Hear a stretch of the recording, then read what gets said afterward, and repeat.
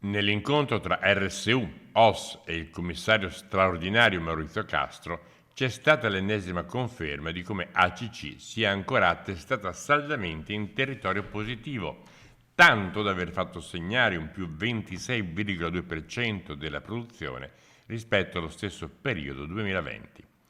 Questo permette a chi ci lavora di sottolineare come non si sia mai vista un'azienda dichiarata insolvente continuare a produrre per 18 mesi senza un centesimo di credito bancario o di altro supporto finanziario.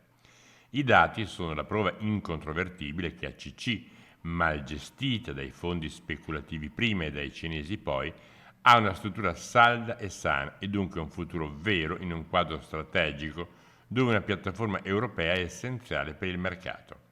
La vicenda di ACC è ormai un simbolo etico e politico, viene sottolineato, e lunedì le rappresentative sindacali incontreranno il presidente della regione Veneto, Luca Zaia, che intanto, commentando la vertenza, si è espresso così.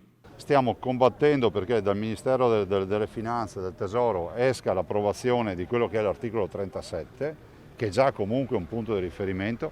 Dopodiché è ovvio che su ACC ci vuole un partner industriale, qualcuno che prende in mano la situazione. So che il Ministro sta lavorando seriamente e pesantemente su questo fronte e mi fermo qui perché le comunicazioni è giusto che le dia il Ministro, perché comunque l'obiettivo nostro è quello che l'ACC continui a vivere. Si troverà una soluzione.